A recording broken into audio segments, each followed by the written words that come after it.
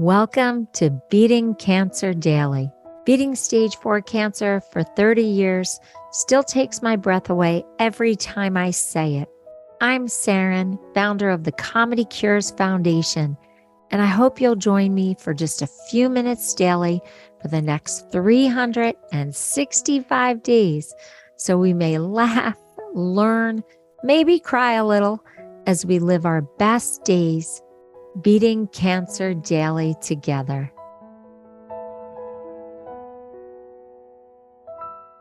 So we have to celebrate today. It's my 122nd episode of Beating Cancer Daily.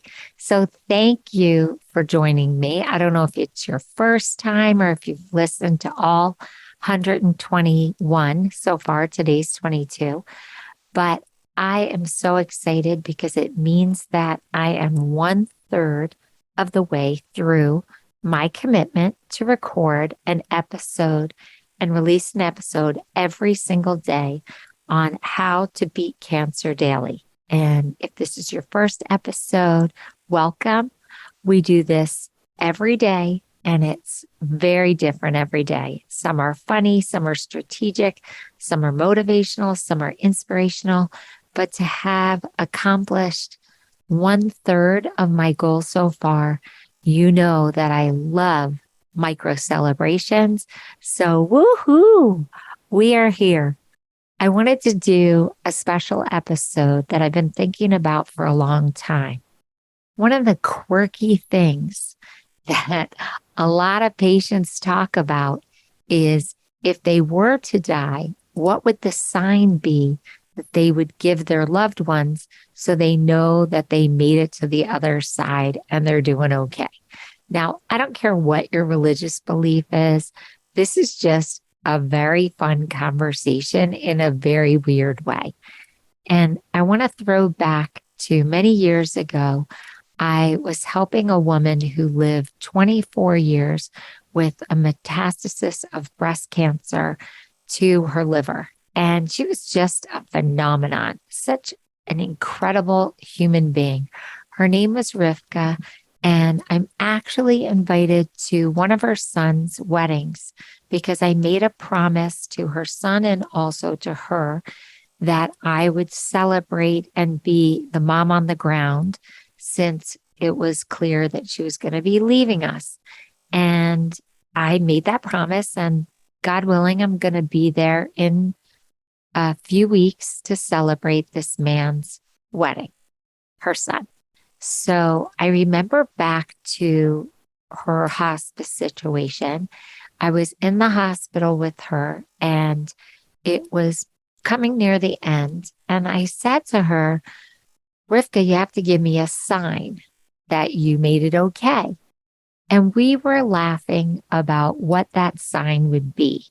It sounds morbid, but I was actually cleaning her at the time and it was very intimate. It was a very personal conversation, but we both have a great sense of humor. And so we were making up all these absurd things that it could possibly be the sign that she would give me when she ultimately passed away.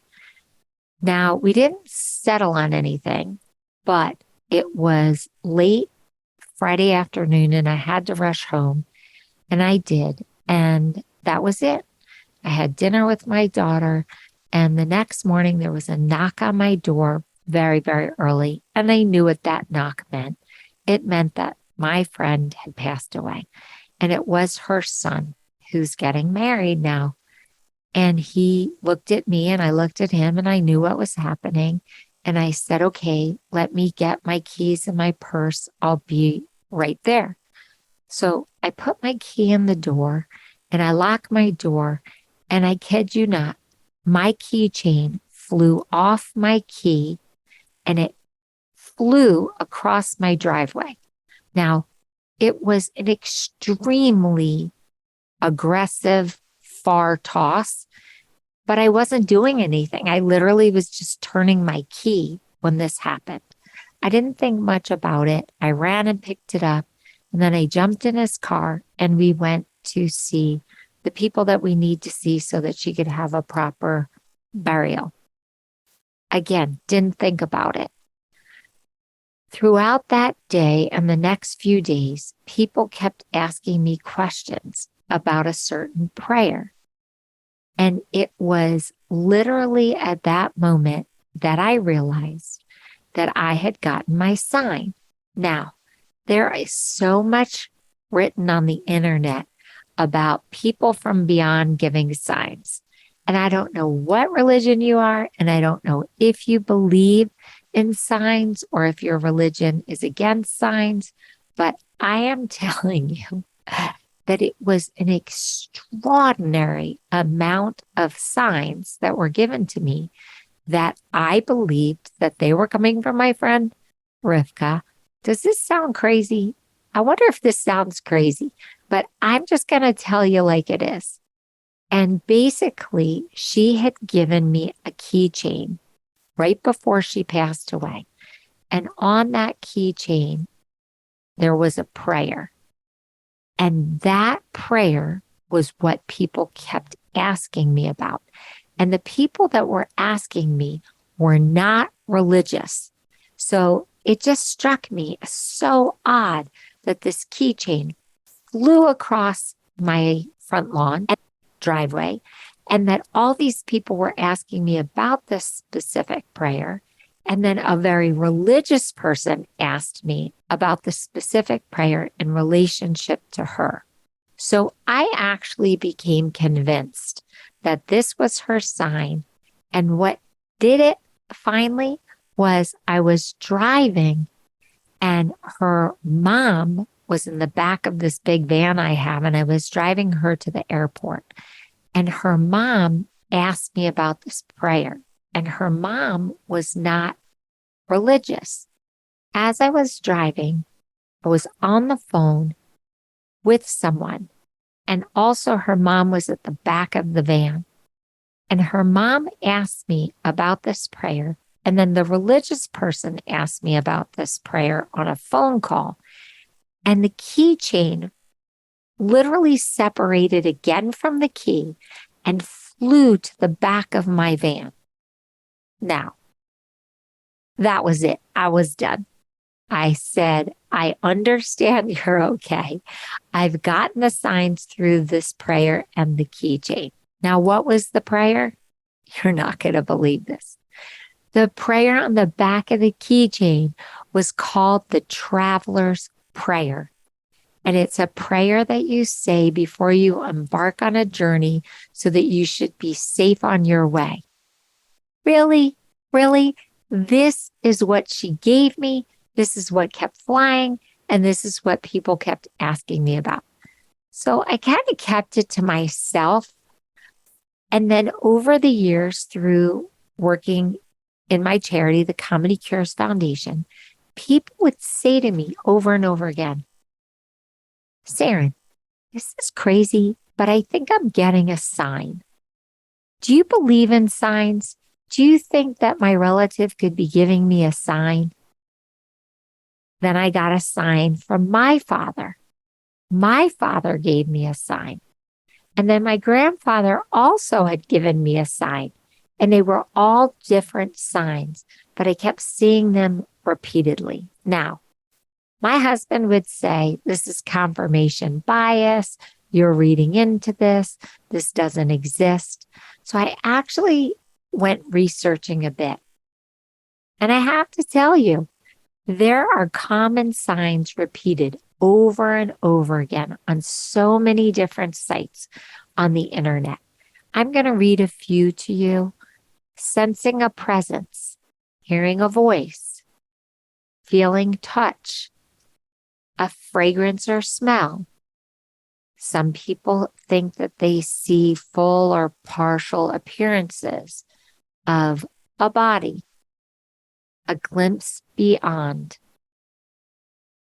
There's encounters that happen in a dream state. There are phone calls, phones ring. There's no one on the other line. The other person can't converse, but they're saying that maybe these are messages that are coming through. That's never happened to me. lights flickering on and off, radios going on and off. These things happen. For my dad, it was a window that could never close on its own, a crank window. No one could ever close it. It was too high up. And when we were saying the prayer for the deceased, that window started flapping, opening and closed. And there were so many witnesses. I know this sounds kooky, but I'm just telling you, it's happened so many times. Of course, the symbol that I discussed, we didn't settle on it, but then it was very clear that this traveler's prayer on this keychain was directly doing all these crazy things. So I just want to say to you, if you are sensing any of these things, some people say it could be losing or misplacing objects, almost like hide and seek with an object that is connected to the deceased, an animal or an insect repeatedly appearing that has some connection. Sometimes it's songs that just keep appearing over and over again, songs that are connected to this person that get stuck in your head or you're hearing them. Electrical currents and impulses. We said lights flickering on and off, TVs flickering, strange electrical occurrences. Some people say numbers, flashing lights. Could it all be random?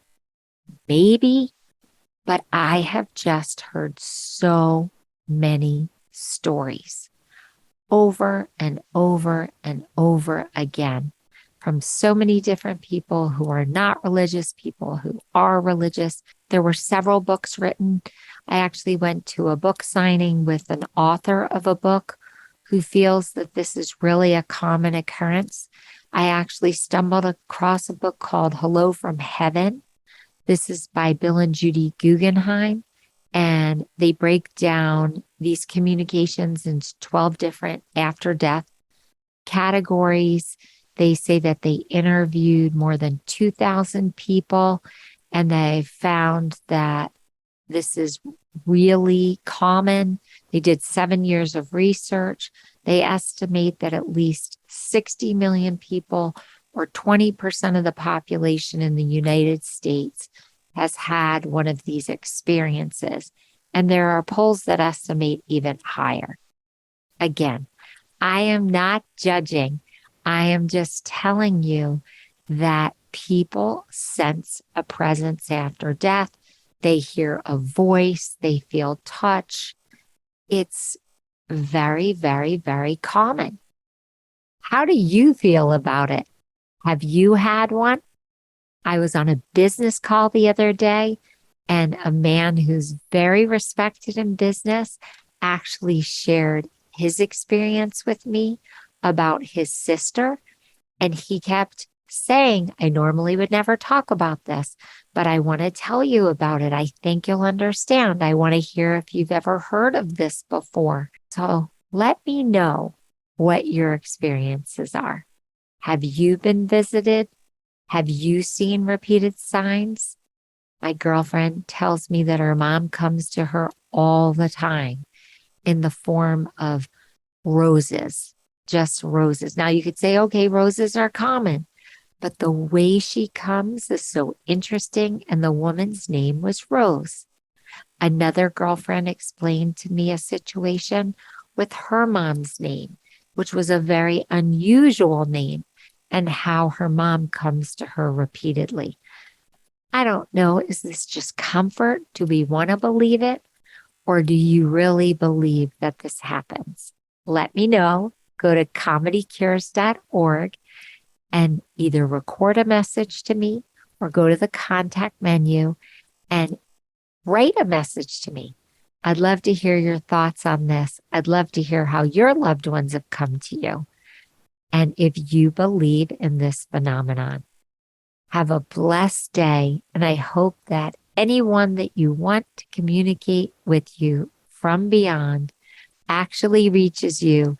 You're not busy and you actually hear the communication. loud and clear. See you tomorrow.